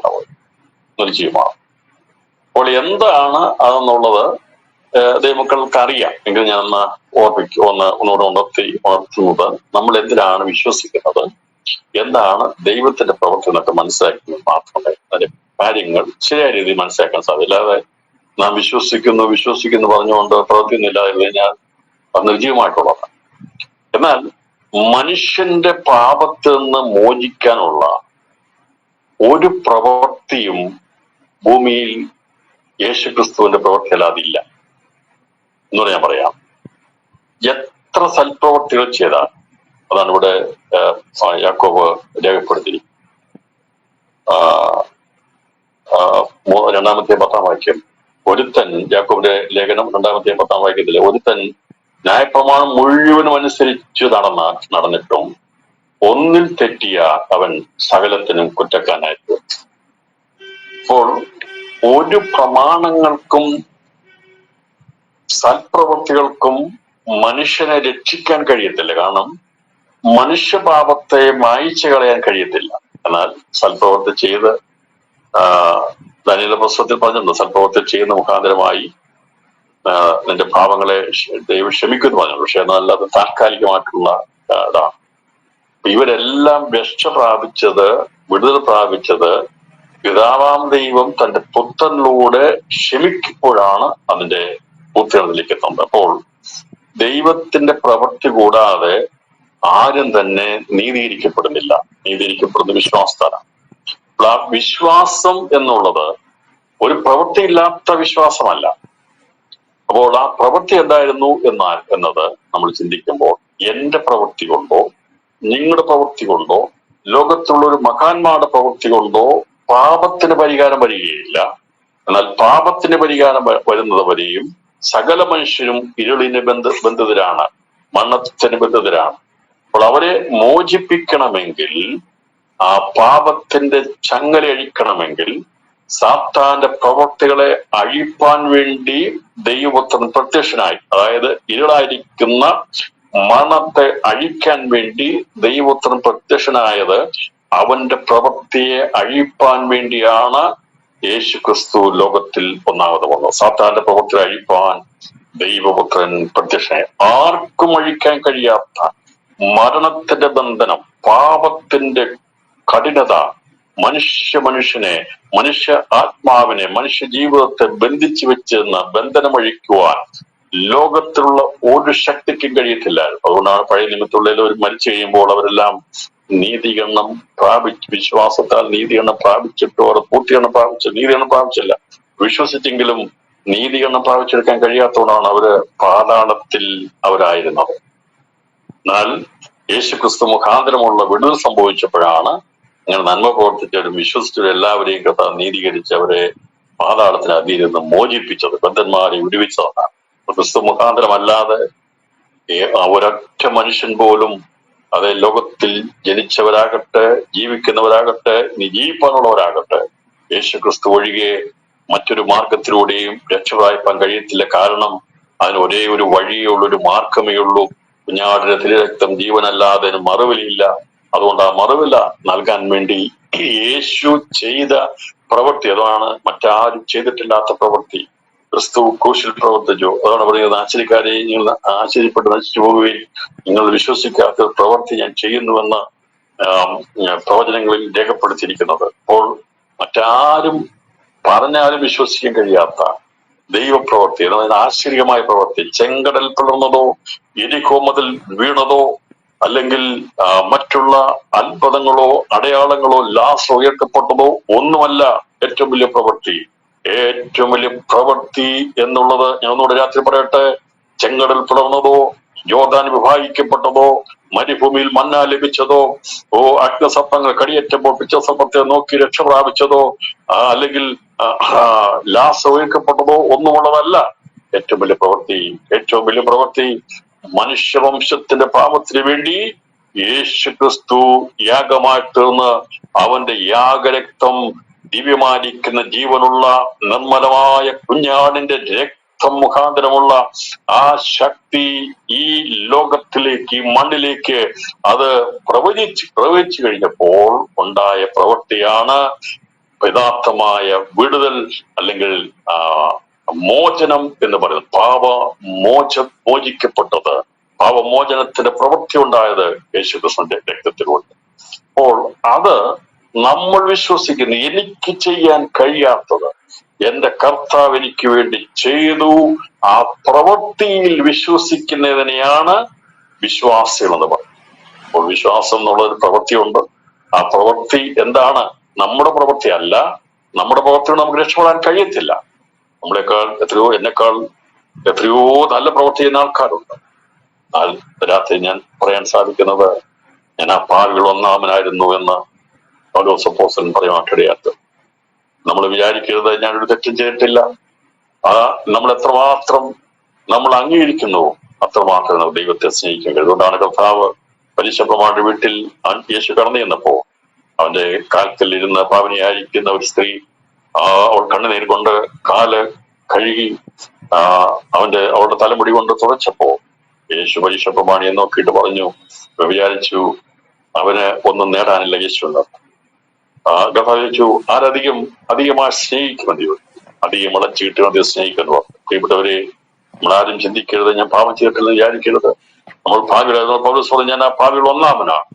മാത്രമേ നമുക്ക് കർത്താവിനെ അധികമായി സ്നേഹിക്കാൻ കഴിയൂ. നമ്മൾ അധികമായി സ്നേഹിക്കണമെങ്കിൽ അധികമായി ലഭിച്ചവർക്ക് അധികമായി സ്നേഹിപ്പാൻ കഴിയത്തുള്ളൂ.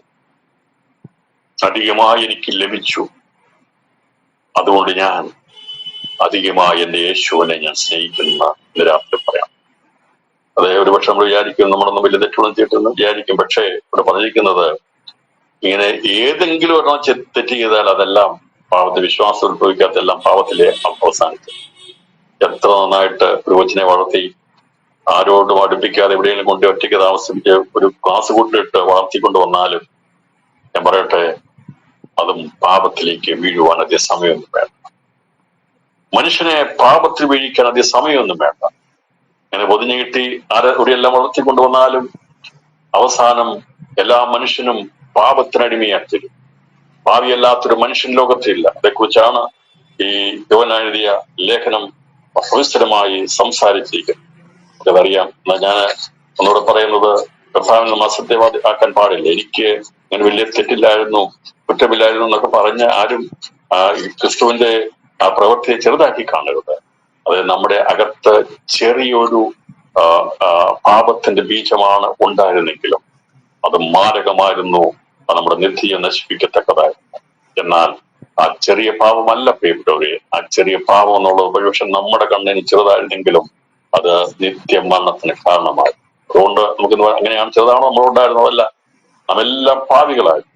അപ്പോൾ നാം പാപികളായിരുന്നു. നമ്മെ ദൈവം സ്നേഹിച്ചുകൊണ്ടുന്ന രാഷ്ട്രപരണ കർത്താവേ, ഞാൻ അവിശ്വാസിയായിരുന്നു, എനിക്ക് ദൈവമില്ലായിരുന്നു, ഞാൻ അകന്നവനായിരുന്നു, ദുഷ്പ്രവർത്തിക്കാനായിരുന്നു, ഭാവിയായിരുന്നു. എന്നാൽ അങ്ങയുടെ സ്നേഹം എന്നെ തേടി വന്നപ്പോൾ, ഞാൻ അങ്ങയുടെ മുഖത്തേക്ക് നോക്കിയപ്പോൾ, ഈ ലോകത്തിന്റെ കടിയേറ്റ പാപത്തിന്റെ മരണത്തിന്റെ കടിയേറ്റ് മരണത്തിൽ വെപ്രാളമായിരുന്ന ഞാൻ അങ്ങയിലേക്ക് നോക്കിയപ്പോൾ എനിക്ക് ആ സ്നേഹം പ്രകടമായി.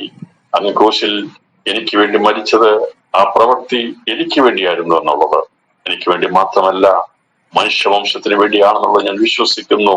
ഞാൻ ആ പാപികൾ ഒന്നാമനാണെന്ന് പറഞ്ഞുകൊണ്ട് രാത്രിയിൽ ക്രിസ്തുവിന്റെ സ്നേഹത്തിന്റെ ആഴം നമുക്ക് മനസ്സിലാകുവാൻ കർത്താവ് നമ്മെ സഹായിക്കുന്നത്. അപ്പോൾ ഇവിടെ പ്രവൃത്തിയും വിശ്വാസം തമ്മിൽ പൊരുത്തമുണ്ട്. അപ്പോൾ അതിനുശേഷമായിട്ട് അപ്പം ദൈവത്തിന്റെ പ്രവൃത്തിയാൽ നാം നീതിയിരിക്കപ്പെട്ടു. അതുകൊണ്ടാണ് ഈ യാക്കോബൊക്കെ ലേഖനം എഴുതുമ്പോൾ അതിനകത്ത് വായിച്ചിട്ട് നമ്മൾ ഒരിക്കലും പ്രവൃത്തി കൊണ്ട് നീതീകരണം പ്രാപിക്കാമെന്ന് വിചാരിക്കരുത്.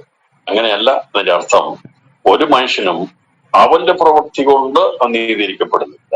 ദൈവത്തിന്റെ പ്രവൃത്തിയാകുന്ന പുത്രന്റെ ക്രൂശീകരണത്തിലൂടെ ഒഴുകിയ രക്തത്തിലൂടെ അല്ലാതെ നീതീകരണമില്ല. ആ നീതീകരിക്കപ്പെട്ട ശേഷമായി നാം വിശ്വാസം മാത്രം പറയുന്നവരാകാതെ പ്രവൃത്തികളുമുള്ളവരാ, സൽപ്രവൃത്തികളിൽ ഉത്സുകരാകണം. സൽപ്രവൃത്തികൾ ചെയ്യാൻ വേണ്ടിയാണ് ദൈവം നമ്മളെ വീണ്ടും ജനിപ്പിച്ചിരിക്കുന്നത്. നമുക്ക് ചെയ്യാൻ പറ്റുന്നൊക്കെ നമുക്കറിയാം. നമുക്കിപ്പോ ഇവിടെ അറിയാം, ഇപ്പൊ ഈ വയനാട്ടിലൊക്കെ പ്രയാസമുണ്ടായി, ബുദ്ധിമുട്ടാണ്. നമ്മൾ പ്രാർത്ഥിച്ചാൽ മാത്രം പോരാ, നമ്മൾ പ്രാർത്ഥിച്ചുകൊണ്ടിരുന്നാൽ മാത്രം പോരാ. നമ്മളെ കൊണ്ട് ചെയ്യാവുന്നത്, നമ്മുടെ ഗവൺമെന്റിനെ നമ്മൾ സഹായിക്കണം. അത് പ്രവൃത്തിയാണ്. നമ്മളെ കൊണ്ട് ചെയ്യാൻ പറ്റുന്ന 500 ആണെങ്കിൽ 500 അത് ചെയ്യണം. നമ്മൾ പ്രാർത്ഥിക്കുന്നവരാണെന്ന് മാത്രം പറഞ്ഞുകൊണ്ടിരുന്നാൽ പറ്റത്തില്ല. അതുകൊണ്ടാണ് പറയുന്നത്, തണുക്കുന്നെങ്കിൽ അവന് എന്തെങ്കിലും കൊടുക്കണം. ഞാൻ പ്രാർത്ഥിച്ചോളാന്ന് പറഞ്ഞു വിടുകയല്ലേ ചെയ്യേണ്ടത്. ഞാൻ പറഞ്ഞല്ലോ, അത് നമ്മള് കൂട്ടായ്മ കാണിക്കണം. പ്രതിസന്ധി വരുമ്പോൾ, വിഷയം വരുമ്പോൾ, പ്രശ്നം വരുമ്പോൾ നമ്മളെ കൊണ്ട് ചെയ്യാവുന്നത് നമ്മൾ ചെയ്യണം. ഞാൻ പറഞ്ഞല്ലോ, ചെയ്തിട്ടേ പ്രസംഗിക്കുകയുള്ളൂ, ചെയ്താൽ പ്രസംഗിക്കത്തില്ല. അപ്പൊ വിശ്വാസം മാത്രം പറഞ്ഞുകൊണ്ടിരിക്കരുത്. വിശ്വാസം മാത്രം. അതുകൊണ്ടാണ് ഞാൻ അത് മനസ്സിലാക്കി യാക്കോബ് അതാ പറഞ്ഞത്, നമ്മൾ പ്രാർത്ഥിക്കുന്നവരാണേ എന്ന് പറഞ്ഞുകൊണ്ട് പ്രാർത്ഥിക്കുക മാത്രമല്ല ചെയ്യേണ്ടത്. ആർക്കെങ്കിലും ആവശ്യങ്ങളുണ്ടെങ്കിൽ കൂട്ടായ്മ കാണിക്കാൻ മറന്നു പോകരുതെന്നാണ് ദൈവം പറഞ്ഞിരിക്കുന്നത്. ഞങ്ങൾ വയനാടിന് വേണ്ടി പ്രാർത്ഥിച്ചോളാം, ഞങ്ങള് പ്രാർത്ഥിച്ചുകൊണ്ടിരിക്കാമെന്നാണോ എന്റെ മനസ്സിലാക്കേണ്ടതല്ല. ചെയ്യാൻ നമ്മൾ ചെയ്യണം. അത് ചെയ്യാൻ പറ്റുന്നത് ആരും അറിയിക്കൊന്നും വേണ്ട. ഇങ്ങനെ ഞങ്ങൾ ഇത്ര എല്ലാം കൂടി പിരിച്ച് ഇത്ര കൊടുത്തു അന്ന് പറയുന്നതും വേണ്ട. ദൈവം അത് ചെയ്തു. ഞാൻ പറഞ്ഞതിന്റെ അർത്ഥം, അത് ഈ പ്രവൃത്തിയും വിശ്വാസം തമ്മിലുള്ള വ്യത്യാസം എന്താണെന്ന് വെളിപ്പെടുത്താൻ വേണ്ടി പറഞ്ഞതേ ഉള്ളൂ. അപ്പം വിശ്വാസം എന്നുള്ളതും പ്രവൃത്തി എന്നുള്ളതിന്റെയും അന്തരം മനസ്സിലാക്കാൻ വേണ്ടി ഉള്ള കാര്യം ഞാനന്ന് രേഖപ്പെടുത്തുന്നു. ഇന്ന് രാത്രിയിൽ വിശ്വാസം എന്താണ്, പ്രവൃത്തി എന്താണ് എന്നുള്ള മനസ്സിലായല്ലോ. പ്രവൃത്തി കൂടാതെ നമുക്ക് വിശ്വാസം കൂടാതെ ദൈവത്തെ പ്രസാദിപ്പിക്കാൻ കഴിയത്തില്ല. വിശ്വാസം പ്രവൃത്തി. അപ്പം നമ്മൾ സൽപ്രവർത്തികളിൽ നമ്മൾ ആരെ മുൻപിലായിരിക്കണം, ദൈവത്തിന് മുൻപിലായിരിക്കണം. ഒരിക്കലും പുറകോട്ടാകാൻ പാടില്ല. നമ്മൾ ആരെ അറിയിച്ചോ ഞങ്ങൾ ഇത്ര കൊടുത്തതെന്നും പറയുമൊന്നും അല്ല ചെയ്യേണ്ടത്.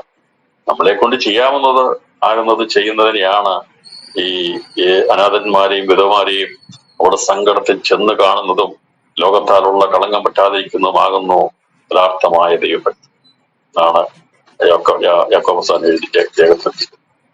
അപ്പോൾ ഇതൊക്കെ മനസ്സിലാക്കി നമ്മൾ ചിന്തിക്കുന്നത്, പഠിക്കുന്നത്, വിശ്വാസികൾ എന്ന് പറഞ്ഞു കഴിഞ്ഞാൽ വിശ്വാസം മാത്രം പറയുന്ന പ്രാർത്ഥിക്കുന്നവർ എൻ്റെ അർത്ഥം.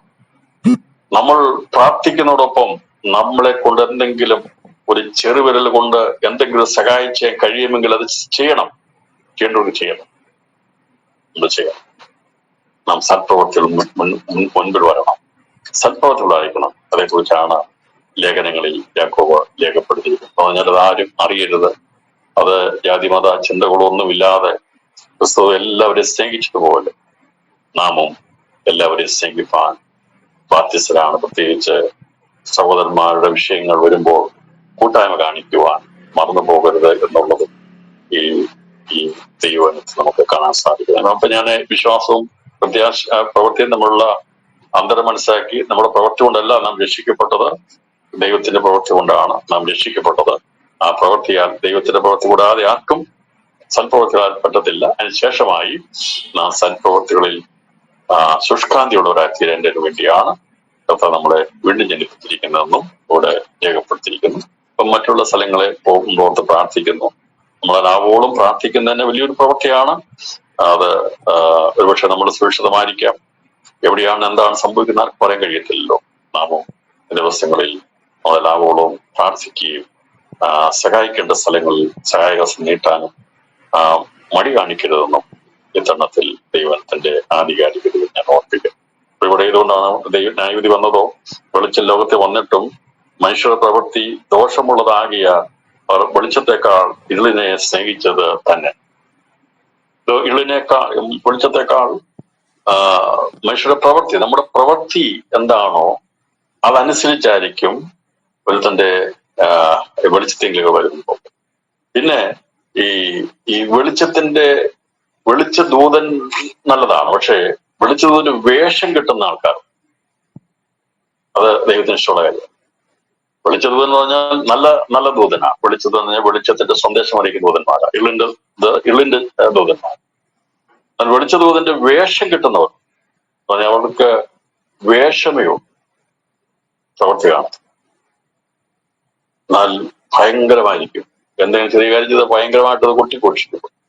നമ്മള് വെളിച്ചത്തിന്റെ വേഷം കിട്ടുന്നവരല്ല, യഥാർത്ഥത്തിൽ വെളിച്ചത്തിന്റെ ദൂതന്മാരായിരിക്കണം. ഇവിടെ വെളിച്ചത്തെക്കാൾ ഇരുളിനെ സ്നേഹിച്ചത് തന്നെ.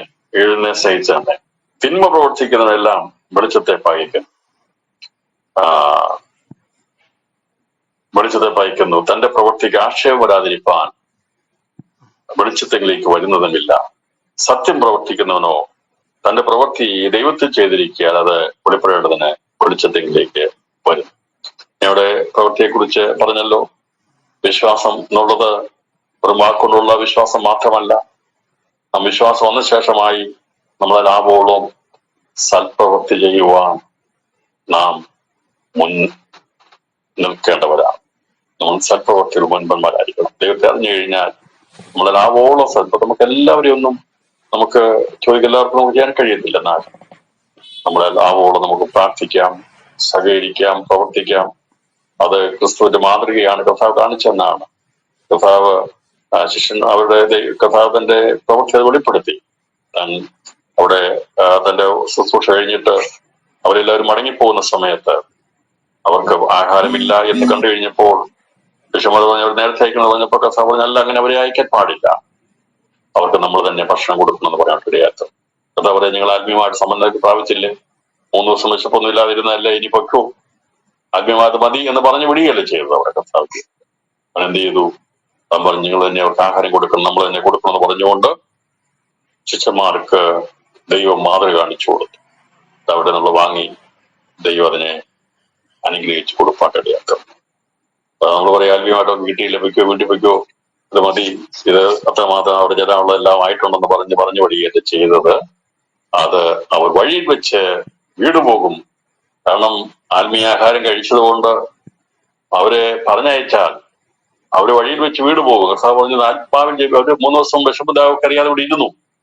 മടങ്ങിപ്പോകുമ്പോൾ അവരെ വീണുപോകും, അവർക്കവിടെ എത്താൻ കഴിയത്തില്ലെന്ന് കണ്ടപ്പോൾ അവിടെ ഒന്നുമില്ലായ്മയിൽ നിന്ന് ദൈവം ഉള്ളത് കൊണ്ട് ദൈവം അതിനെ പോഷിപ്പിച്ച് അവർ കൊടുത്ത് വിടുകയാണ് ചെയ്തത്. അത് ക്രിസ്തു കാണിച്ച മാതൃക ദൈവസഭകളും ദൈവമക്കളും ഞാൻ ചെയ്തു കഴിഞ്ഞാൽ ഈ ദിവസങ്ങളിൽ ദൈവസഭയ്ക്ക് വലിയൊരു വളർച്ച ഉണ്ടാകുമെന്നുള്ളതും രാത്രി ഞാൻ ഈ സമയം പ്രവർത്തിക്കും. നമ്മുടെ കുറവുകളാണോ?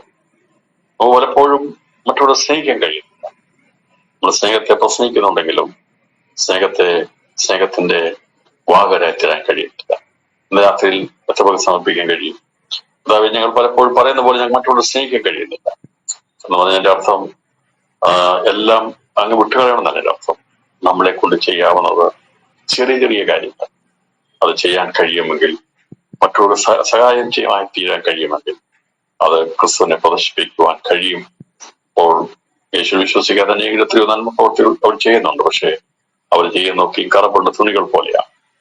അതവിടെ പറയുന്നത് നിങ്ങൾ ചെയ്യുന്ന നീതിപ്രവർത്തികളെല്ലാം കറ പുരണ്ട തുണി പോലെയാണ്.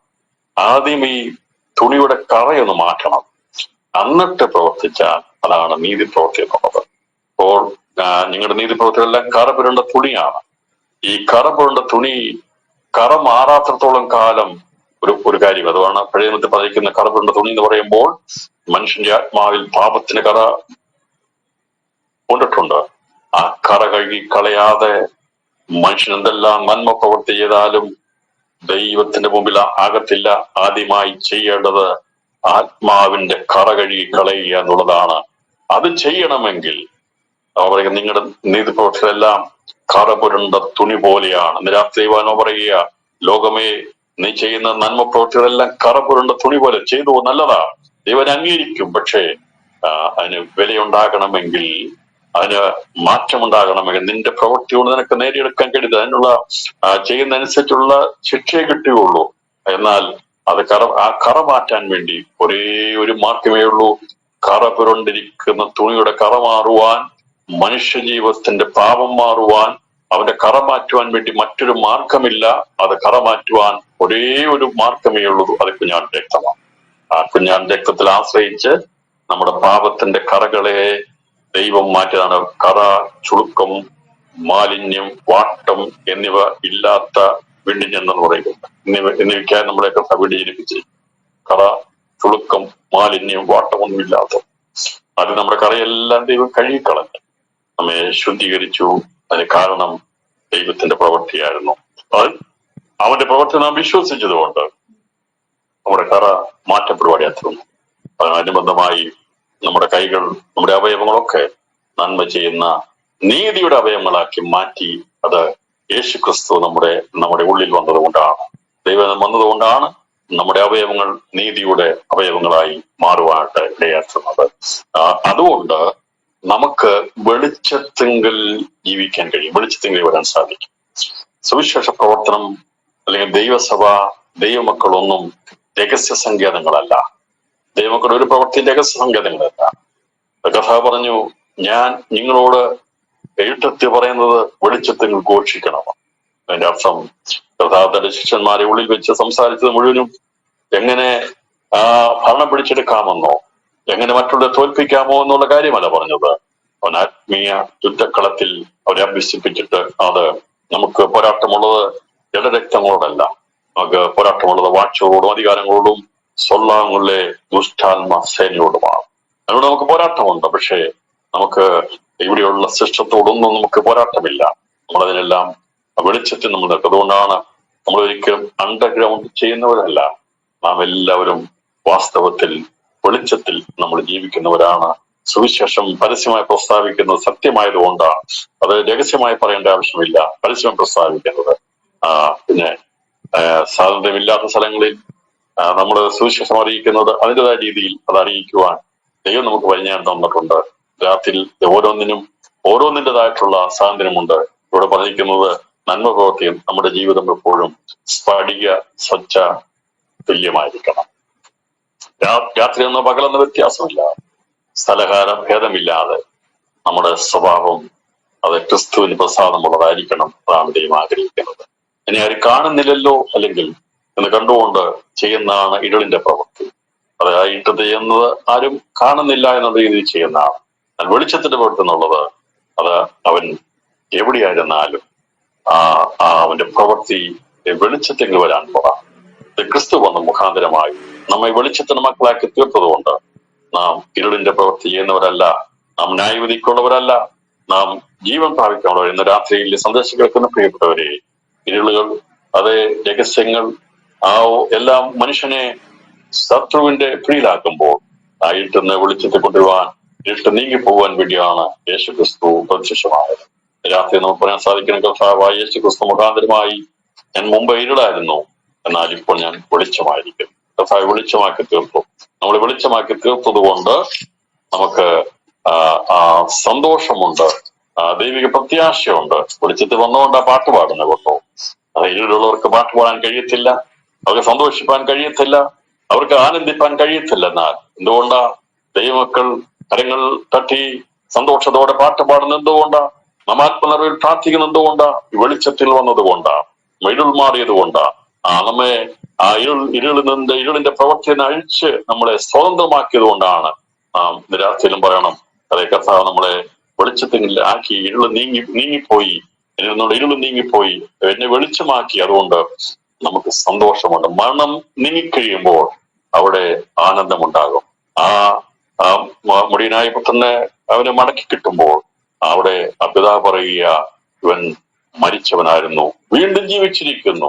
അതുകൊണ്ട് നാം എന്ത് ചെയ്യണം? സന്തോഷിച്ച് ആനന്ദിക്കേണ്ടതാകുന്നു. അതുവരെയും ആ വീട് ശോകമുഖമായിരുന്നു, അവിടെ സന്തോഷമില്ലായിരുന്നു. ആ പിതാവ് വളരെയധികം സങ്കടപ്പെട്ടവനായിരുന്നു. അതുകൊണ്ടാണ് ജ്യേഷ്ഠ, നീ ചോദിച്ചിട്ടും നിനക്ക് ലഭിക്കാത്തത് അതുകൊണ്ടാണ്. എന്താ പറയുന്നത്? ചേട്ടൻ പറഞ്ഞു, ഞാൻ ചോദിച്ചു തന്നില്ലല്ലോ എന്ന് പറയുമ്പോൾ ഈ പിതാവിന് കൊടുക്കാതിരുന്നതിന്റെ കാരണം അവന്റെ ഇളയ മകൻ പോയത് കൊണ്ട് അവന് ദുഃഖമായിരുന്നു, പ്രയാസമായിരുന്നു. അവനില്ലാതെ എനിക്കൊരു സന്തോഷമില്ല, അവൻ മടങ്ങി വരണം എന്നുള്ള ആഗ്രഹം കൊണ്ടാണ് പിതാവ് അവിടെ നിന്ന മകനോടും അവനാ ദുഃഖമില്ലായിരുന്നു. തന്റെ സഹോദരൻ പോയതിനാണ് ദുഃഖമില്ലായിരുന്നു.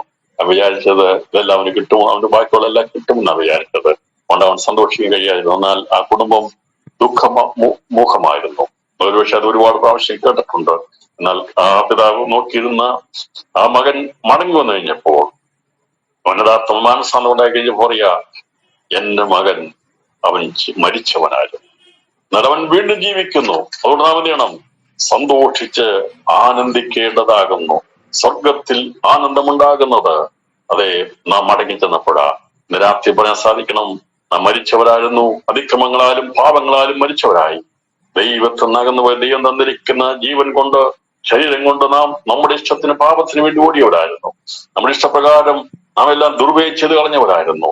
എന്നാൽ ക്രിസ്തുവിന്റെ സ്നേഹം നമ്മളെ മാടി വിളിച്ചപ്പോൾ, അവന്റെ സ്നേഹത്തിന്റെ ആർദ്രത മനസ്സിലാക്കിയപ്പോൾ ആ മടങ്ങി വരുവാൻ ദൈവം കൃപ ചെയ്തത് കൊണ്ട്, ആ സ്നേഹത്തിലേക്ക് മടങ്ങി വന്നത് കൊണ്ടാണ് നമ്മൾ ആനന്ദമുള്ളവരായി തീർന്നത്. അന്ന് മുതൽ ദുഃഖം മാറുവാടെ തീർന്നു. അതെ, നമുക്ക് മാത്രമല്ല, സ്വർഗത്തിലും അത് സന്തോഷമായി തിരുവാടെ തീർന്നു. നമ്മെ ഓർത്ത് സ്വർഗം ദുഃഖിക്കരുത്, പരിശുദ്ധാത്മാവ് ദുഃഖിക്കരുത്. കൊണ്ടാ പറയുന്നത്, പരിശുദ്ധാത്മാവിനെ ദുഃഖിപ്പിച്ചാൽ അത് ഒരിക്കലും ക്ഷമ കിട്ടാത്ത പാവമായി തീരുമ്പോൾ നമ്മുടെ ജീവിതം ഒന്ന് പുനർചിന്തനം ചെയ്യുക. രാത്രി ദൈവങ്ങളിലേക്ക് എത്തിച്ചു കൊടുക്കാം.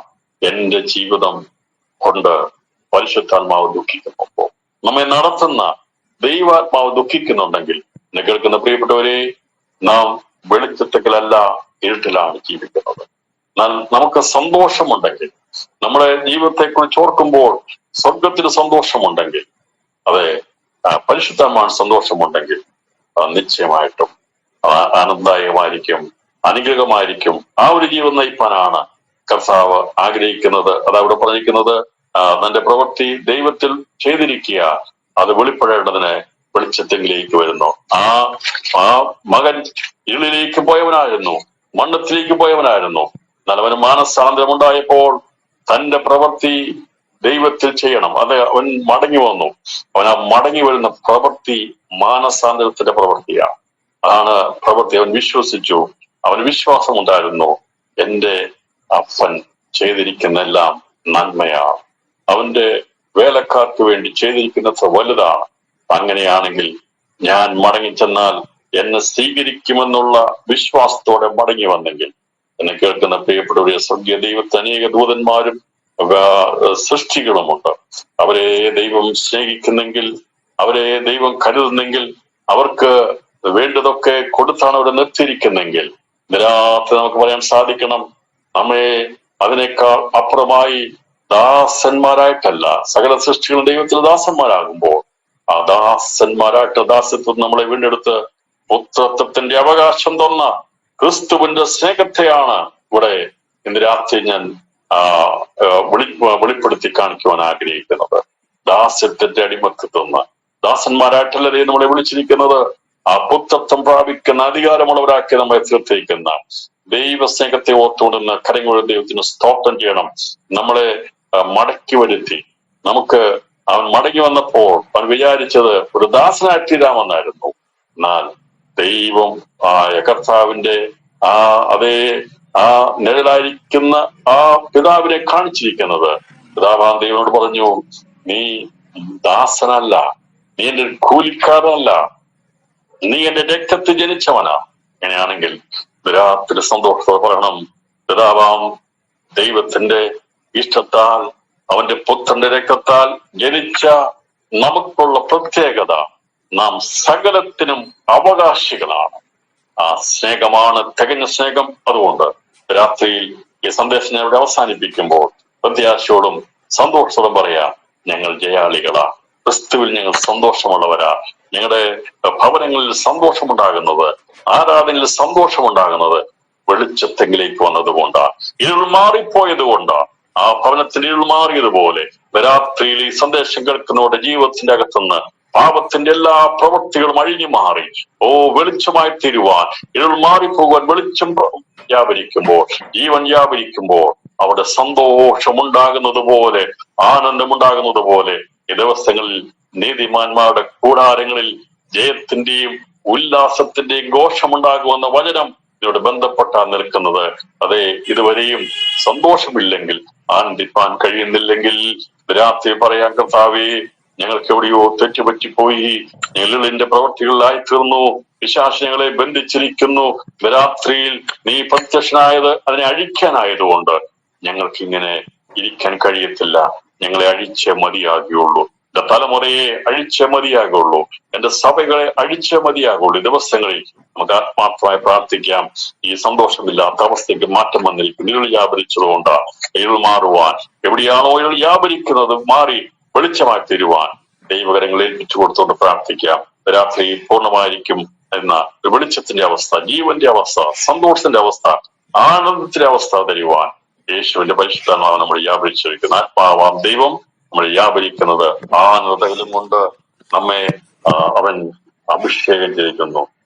നീ ദുഷ്ടതയെ ഉപേക്ഷിച്ച് നീതി ഇഷ്ടപ്പെടുകയ ദൈവം, നിന്റെ ദൈവം തന്നെ നിന്നെ ആനന്ദം കൊണ്ട് അഭിഷേകം ചെയ്തിരിക്കുന്നു. ക്രിസ്തുവിനെ അഭിഷേകം ചെയ്ത അതേ ആത്മാവ് നമ്മൾ വ്യാപരിക്കുന്നത്. രാത്രി കരങ്ങൾ ഉയർത്തി പറയണം, ദുഷ്ടതയാകുന്ന ഇരുളിനെ, സാത്താനെ, അവന്റെ പ്രവർത്തികളെ തിരിച്ചുകൊണ്ട് നാം നീതീകരണമാകുന്ന ക്രിസ്തുവിൽ വിശ്വസിച്ചതുകൊണ്ട് അവന്റെ അഭിഷേകമാകുന്ന ആനന്ദ തൈലം നമ്മുടെ മേൽ ദൈവം അഭിഷേകം ചെയ്തതിനായി അഭിഷേകത്തിന്റെ പരിശുദ്ധമാവിന്റെ അഭിഷേകമാകുന്ന സന്തോഷം നമ്മൾ അനുഭവിപ്പാൻ കർത്താവ് സഹായിക്കട്ടെ എന്ന് ദൂത കൈമാറിക്കൊണ്ട് രാത്രി സന്തോഷത്തോടെ സമാധാനത്തിന് പ്രത്യാശനം പറയാം.